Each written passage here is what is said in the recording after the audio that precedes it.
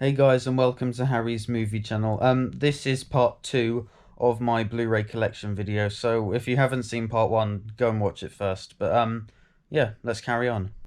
Right, now we have the Mission Impossible 6 movie collection.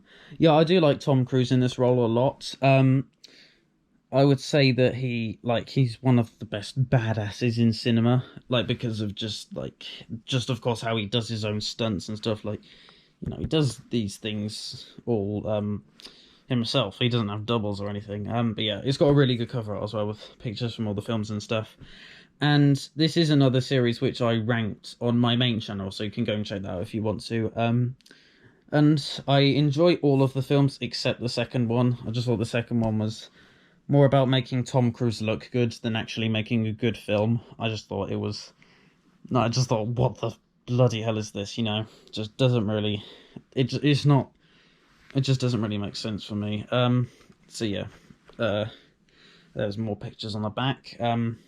Rogue Nation is my favourite out of the series. Fallout is really awesome as well.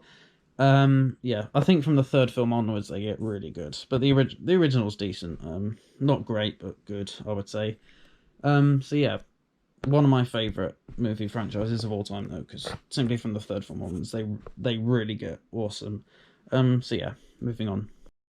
Right, now we have what is actually my favourite film series of all time, the James Bond collection. I've known these films ever since I was about 8 years old. I remember seeing the first film, Doctor No, on TV when I was about 8, and it created this sort of obsession with James Bond in general, which still continues to this day. I've always really liked these films. Like Doctor No, it's not... I realise now there are better films than that. They're just films with more intriguing stories and better action and stuff. But yeah, Goldfinger, I think, is my favourite of the Connery films. My favourite Bond film is GoldenEye with Pierce Brosnan there.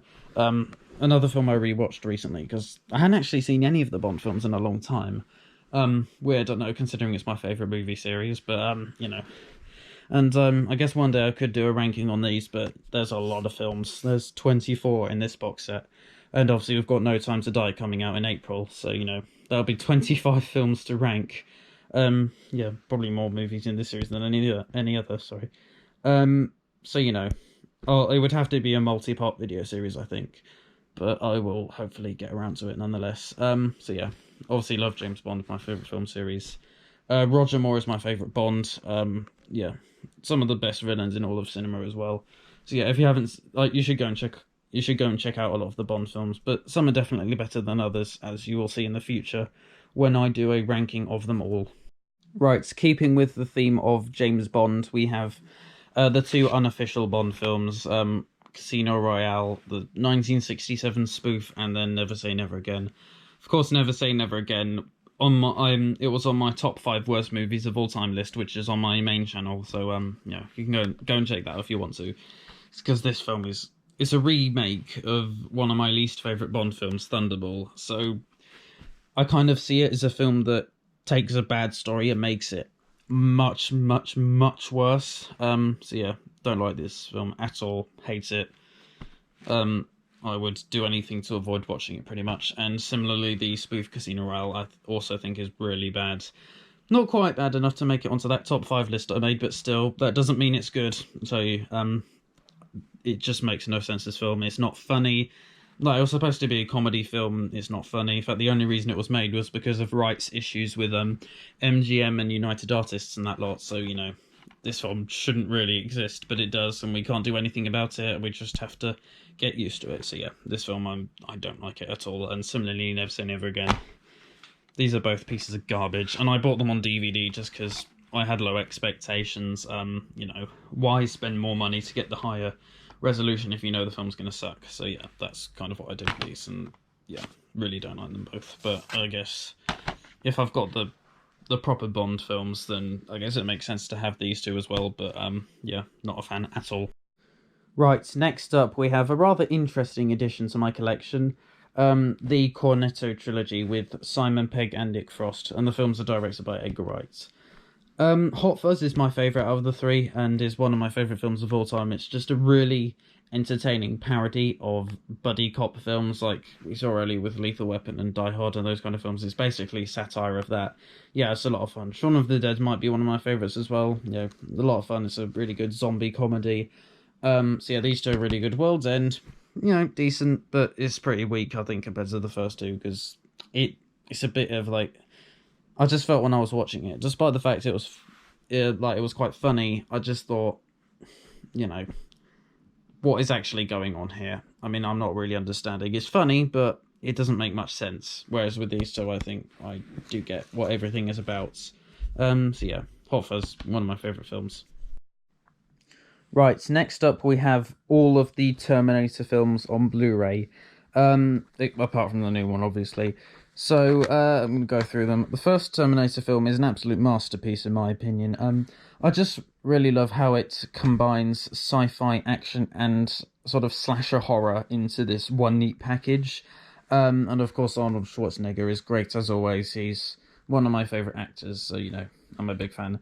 And of course, it was the film that puts James Cameron on the movie-making map. So, his career was definitely off to a brilliant start with this film. Next, of course, we have the sequel, the first sequel, Terminator 2 Judgment Day, even better than the original, I think. Although the original is still really awesome. I think the thing that makes this better is how it kind of takes a story we're already familiar with and expands upon it, and there's more stuff to tell. And also really fun action sequences as well. So yeah, this is another one of my very favourite films of all time. And then we have the point where the franchise kind of started to drop in quality with Terminator 3, Rise of the Machines. I think this film is okay, it's not great. I mean, the TX is an interesting villain, I think. I like how it sort of combines the robotic stuff combined with the liquid metal from the T-1000 of the last film. And it had some decent action sequences, but I didn't really care for the story all that much. And the guy who played John Connor, I can't remember his name, but in this film he was really bloody annoying, honestly. Maybe the T-1000 should have just killed him. Anyway, and then we have Terminator Salvation. Yeah, I hate this film. I think Christian Bale's performance as John Connor is pretty good here, but really that's the only good thing I can think of with this film, because this is bloody boring. Like, the action I just didn't like. The story I didn't even understand. I just didn't care for it at all. So yeah, not a big fan at all. It's just a piece of garbage, this film, honestly. And then similarly we have Terminator Genisys, which is also another misfire. Of course they brought Arnold Schwarzenegger back for this one, but outside of that, really the story is an absolute mess. Like, I think it took everything about the Terminator franchise and kind of just said, look, you're not supposed to care about the past several films. Like, just the general twists were really bad in this film. So yeah, I don't really like. So the two most recent ones I'm not a fan of, but the first two are absolute must-watches, I think. Right, next up we have probably my favourite spy movie comedies, the Johnny English trilogy. I think these movies all deserve more attention than they actually get, because the original, which came out quite a while ago now, is generally quite forgotten nowadays, and the same can be said for the two sequels as well. But Johnny English Strikes Again is my favourite out of the three. I think they do get continuously better as they go on.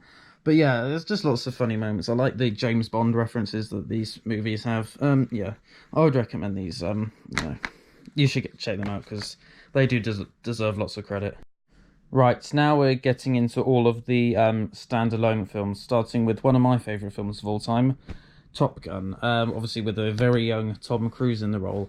Yeah, I just think the story is very intriguing. Of course, I adore the sequences with all the fighter planes. This Blu-ray is nice as well. It's got a slipcover. So yeah, it's got some really good action in there. Some of the romance scenes between Tom Cruise and Kelly McGillis, I think, are really well put together as well. So yeah, just a general really good action drama film, I think, and kind of showing how Tom Cruise's character can be quite arrogant. He's a bit, overconfident of himself, but he still, he gets, like, in the I'm not going to spoil it, but he does do something really heroic for the US Navy. So yeah, I'm a big fan of this. Right, next up is a film which I have a lot of nostalgia for.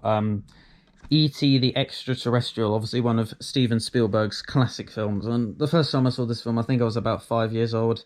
And I've kind of just been into it ever since then. And last time I watched it was a few months back. But yeah, I'm a big fan of this one, like the friendship between a boy and this alien. It's really well put together. And of course, the story is really intriguing because of that. And it has some really entertaining scenes as well, like the whole stuff with the Reese's Pieces and things like that. And the bicycle chase as well towards the end. But yeah, absolute masterpiece, this film, and you should definitely watch it if you haven't already.